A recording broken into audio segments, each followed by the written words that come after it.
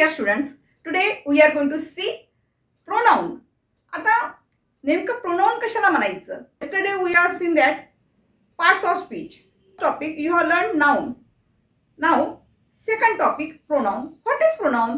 आता मला सांगा नेमकं pronoun कशाला म्हणायचं? नेमकं pronoun म्हणजे नेमकं काय असते बरं? काय असेल बरं pronoun म्हणजे? तर pronoun means काय होत असते? pronoun means सर्वनाम. तर आता सर्वनाम कसे ओळखायचे, सर्वनाम कशाला म्हणायचं? कारण आपण जे काही शिकत आहोत बेसिक टू ॲडव्हान्स शिकत आहोत आपण. म्हणजे बेसिक पासून तर ॲडव्हान्स पर्यंत इंग्रजी कशा पद्धतीने शिकता येईल, आपल्याला कशा पद्धतीने वापर करता येईल यासाठी आपण अशा प्रकारचे व्हिडिओ तयार करत आहोत, नाही का? आता नेमकं प्रोनाउन कशाला म्हणायचं? Pronoun, what is mean by pronoun? Pronoun म्हणजे नेमकं काय? प्रोनाउन कशाला म्हणायचं?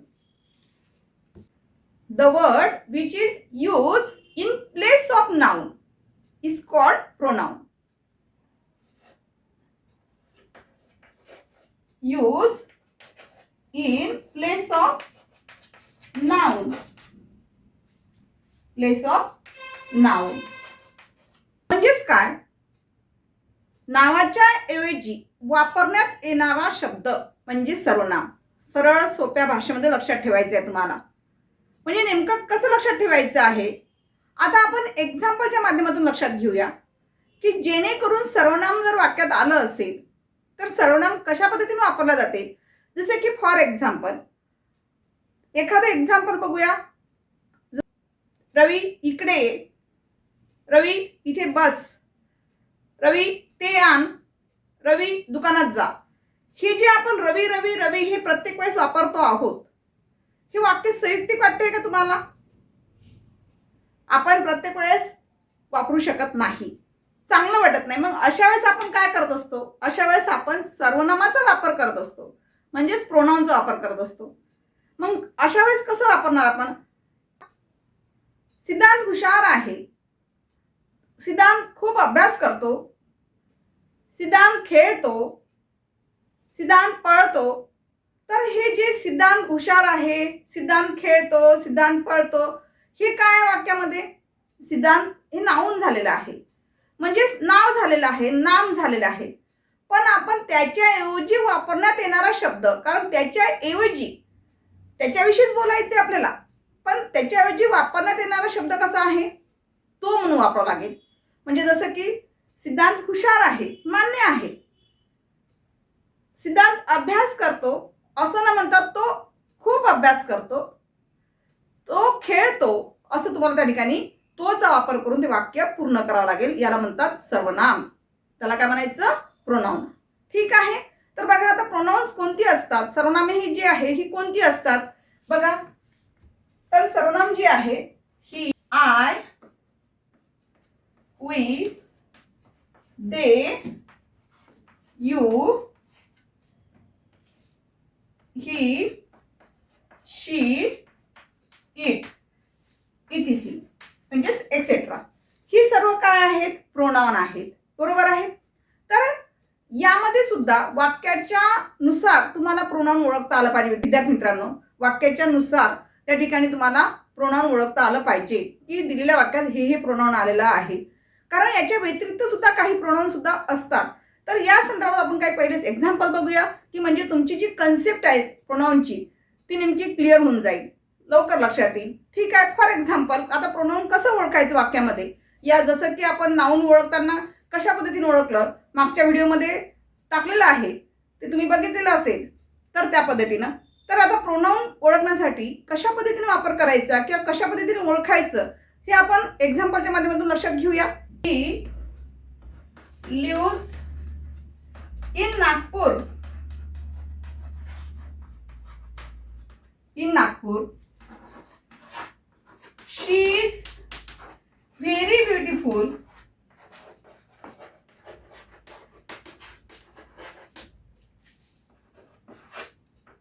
He is very handsome boy. Handsome boy. बघा आता हे 3 एक्झाम्पल या ठिकाणी दिलेले आहे. तर ही लिव्हज इन नागपूर,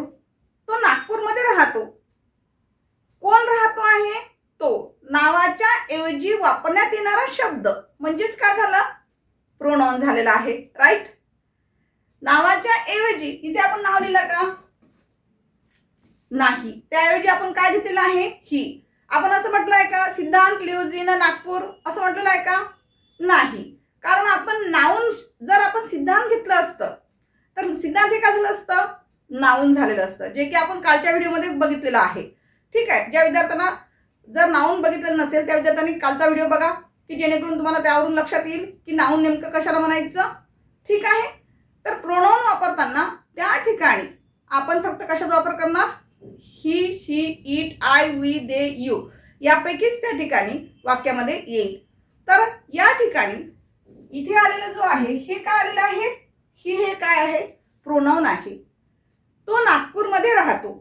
कोण राहतो, कोणाविषयी बोलत आहे, नामाऐवजी वापरण्यात येणारा शब्द कोणता आलेला आहे, ही. म्हणजे हे काय झालं तुमचं प्रोनाउन. सेकंड सेंटेन्स बघा, सेकंड एक्झाम्पल बघा. शी इज व्हेरी ब्युटिफुल. ती फार सुंदर आहे. ती फार सुंदर आहे. कशी आहे ती, खूप सुंदर आहे. कोण सुंदर आहे, ती. कोण सुंदर आहे बरं, ती सुंदर आहे. म्हणजे शी हे काय झालेलं आहे तुमचं प्रोनाउन झालेलं आहे. राईट. इथे एखादं नाव दिलेलं आहे पर्टिक्युलर, की समीक्षा इज व्हेरी ब्युटिफुल असं दिलेलं आहे का, नाही. तर त्या ठिकाणी समीक्षाऐवजी वापरण्यात येणारा शब्द म्हणजे नामाऐवजी वापरण्यात येणारा शब्द जो आहे तो म्हणजे काय घेतलेला आहे या ठिकाणी, शी हे प्रोनाउन यूज केलेलं आहे. आलं लक्षात. ठीक आहे. त्याचबरोबर नेक्स्ट एक्झाम्पल बघा. He is very handsome boy. He is very handsome boy. तो फार देखणा मुलगा आहे. कोण देखणा मुलगा आहे, पर्टिक्युलर नाव आलेलं आहे का, नाही. तर या ठिकाणी ही जे वापरलेलं आहे, तर ही जी आहे ही काय आहे, तर ही सुद्धा एक काय आहे, प्रोनाउन आहे. आलं लक्षात. प्रोनाउन कसं ओळखायचं. आता तुमच्या लक्षात आलेलं असेल की मॅडमनी सुरुवातीलाच या ठिकाणी ही, शी, पुन्हा थर्ड सेंटेन्स मध्ये हीला अंडरलाईन केलं म्हणजे हेच प्रोनाउन आहे, हे असं तुमच्या लक्षात आलेलं आहे. तर याला काय बरं म्हणतात, म्हणजे सुरुवातीला येणाऱ्या शब्दाला काय म्हणाल प्रोनाउन मध्ये, तर याला म्हणायचं विद्यार्थी मित्रांनो सब्जेक्ट प्रोनाउन. हे काय असतात, सब्जेक्ट प्रोनाउन. तर यासाठी आपण या प्रोनाउन्स मध्ये येणारे जे काही टाइप्स आहे तर ते टाइप्स पहिले सुरुवातीला शिकून घेऊया, की जेणेकरून तुम्हाला लक्षात येईल कोणत्या टाईप मधलं प्रोनाउन मधलं कोणतं वाक्य आहे किंवा कशाला कोणतं प्रोनाउन म्हणतात हे तुमच्या निश्चितच चांगल्या प्रकारे लक्षात येईल. तर या ठिकाणी जसं की ही सब्जेक्ट प्रोनाउन आहे त्यामुळे आपण सब्जेक्टच्या ठिकाणीच ते प्रोनाउन घेण्यात आलेले आहे. चला तर let us see types of pronouns. Types of pronouns नेमकी कोणती आहे ती बघूया. See types of pronouns. आता प्रोनाउनचे प्रकार किती असतात कुणाला माहिती आहे का, तर प्रोनाउनचे प्रकार जे दिलेले आहेत ते बघूया आपण. तर प्रोनाउनचे प्रकार हे मॅक्झिमम 5 टाइप्स ऑफ प्रोनाउन्स असतात. आता कोणते टाइप्स आहे pronoun, there are 5 types of pronouns. Which are they, let us see. First, personal pronouns और सब्जेक्ट प्रोनाउन्स. म्हणजेच पर्सनल प्रोनाउन्सला सब्जेक्ट प्रोनाउन्स म्हटलं जाते. ती कोणती असते बरं, I, we, they, you, he, she, it etcetera. तर I, we, they, you, he, she, it ही जी आहे ही पर्सनल प्रोनाउन्स आहे. का बरं, यालाच आपण सब्जेक्ट प्रोनाउन सुद्धा म्हटलं जाते. कारण याची जी पोझिशन आहे विद्यार्थी मित्रांनो ही नेमकी कुठे येत असते, नेमकं बिगिन द सेंटेन्स, वाक्याच्या सुरुवातीला. कारण ज्यावेळेस आपण वाक्याची सुरुवात करतो कुठलंही स्टेटमेंट असो किंवा ॲसर्टिव्ह सेंटेन्स असेल, विधानवाक्य असेल, तर त्यावेळेला त्या वाक्यामध्ये जी प्रोनाउन्स यूज केली जातात ती नेहमी वाक्याच्या सुरुवातीला, म्हणून नावावरूनच त्याला कोणतं प्रोनाउन म्हटलं गेलेलं आहे, सब्जेक्ट प्रोनाउन. ठीक आहे. बस चला तर याविषयी आपण उद्याच्या व्हिडिओमध्ये सविस्तर माहिती बघूया, काही हरकत नाही. ठीक आहे. फक्त आजच्या व्हिडिओमध्ये टाइप्स ऑफ प्रोनाउन्स नेमके कोणकोणती असतात याविषयी बघून घ्या. सेकंड दिलाय रिफ्लेक्सिव्ह प्रोनाउन्स. आता हे नेमकं काय असते बरं, रिफ्लेक्सिव्ह प्रोनाउन्स कसं ओळखायचं. रिफ्लेक्सिव्ह प्रोनाउन्स मध्ये कोणत्या प्रकारचे प्रोनाउन्स येतात बघा, myself, ourself, yourself, themself अशा प्रकारचे. म्हणजे हा प्रकार कसा लक्षात ठेवणार बरं तुम्ही, तर रिफ्लेक्सिव्ह प्रोनाउन्स मध्ये शक्यतोवर जे काही प्रोनाउन्स असेल त्याच्या शेवटी सेल्फ हा शब्द लागून आलेला असतो. जसं की इथे बघा माय सेल्फ, सेल्फ लागून आलेला आहे. आवर सेल्फ लागून आलेलं आहे, देम सेल्स.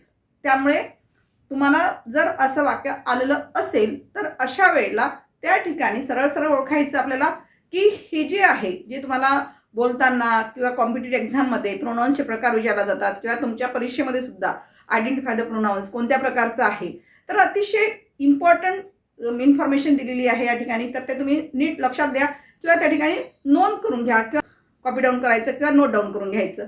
ठीक आहे. नेक्स्ट प्रकार बघा, पॉझेसिव्ह प्रोनाऊन्स. कालच्या व्हिडिओमध्ये आपण पॉझेसिव्ह प्रोनाऊन्स कोणती असतात ते पण टाकलेले होते, पण पॉझेसिव्ह प्रोनाऊन्स नेमकं कोणते असतात याविषयी आपण नेक्स्ट व्हिडिओमध्ये बघणारच आहोत. इन्फॉर्मेशन काय नेमकी कशी राहते.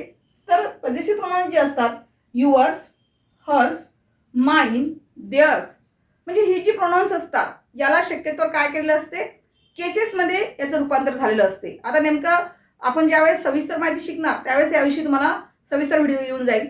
तर या पॉझेसिव्ह प्रोनाऊन्समध्ये धिस बॅग इज युअर्स, म्हणजे जे प्रोनाऊन्स असतात त्याला शक्यतोवर यस लागून आलेलं असते.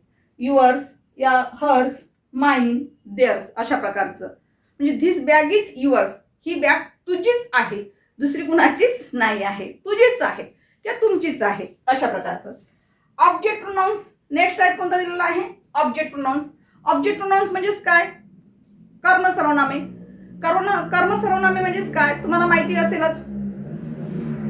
कर्म सर्वनामे कशाला म्हणतात, ऑब्जेक्ट सर्वनामे म्हणजे काय असतात, तर त्याची पोझिशनच ऑब्जेक्टच्या ठिकाणी असते, म्हणून ते त्या ठिकाणी काय होईल, ऑब्जेक्ट प्रोनाऊन होईल. बघा त्यामध्ये कोणते असतात बरं, मी, हिम, हर, अस, देम, इट यासारखे ऑब्जेक्ट प्रोनाऊन. ते कधीही वाक्याच्या सुरुवातीला नसतात, तर ते मिनिंगफुल म्हणजे वाक्याच्या शेवटी ऑब्जेक्ट या ठिकाणी आलेलं असते, त्याची पोझिशन जिथे असेल ऑब्जेक्टची त्या ठिकाणी ते नेमकं आलेले असतात. तर आपण याविषयी सुद्धा अधिक चांगली माहिती बघूया नेक्स्ट व्हिडिओमध्ये. ऑब्जेक्ट प्रोनाऊनच्या बाबतीमध्ये नेक्स्ट सेंटेन्स बघूया नंतर. ठीक आहे. चला, म्हणजे या प्रकारची म्हणजे ही जी सर्वनामं आहे ऑब्जेक्ट प्रोनाऊन्स, मी, हिम, हर, अस, देम या प्रकारची सर्वनामे तुम्ही लक्षात ठेवा की जेणेकरून अशा प्रकारची जर सर्वनामे वाक्यात दिसली तर ते कोणतं प्रोनाऊन होईल, ऑब्जेक्ट प्रोनाऊन होईल. ठीक आहे. चला नेक्स्ट लास्ट जे दिलेलं आहे प्रोनाऊन ते कोणतं आहे, पॉझेसिव्ह ॲडजेक्टिव्ह प्रोनाऊन. आता याच्यामध्ये नेमकं कसं ओळखणार, कोणते प्रोनाऊन येत असतात बघा, माय, हिम, युअर, हर, आवर, देअर या प्रकारची सर्व ही काय असतात त्या ठिकाणी पॉझेसिव्ह ॲडजेक्टिव्ह प्रोनाऊन आलेले असतात. आपण टेबलच्या माध्यमातून तुमच्या लक्षात येईल की यानंतर जे काही टेबल येईल या टेबलच्या दृष्टिकोनातून कोणती प्रोनाऊन त्या ठिकाणी आलेली असतात ती तुम्ही वहीमध्ये नोंद करून घ्या की जेणेकरून जेवढी काही आपली टाईप्स ऑफ प्रोनाऊन्स आहे ती तुम्हाला चांगल्या प्रकारे लक्षात राहील.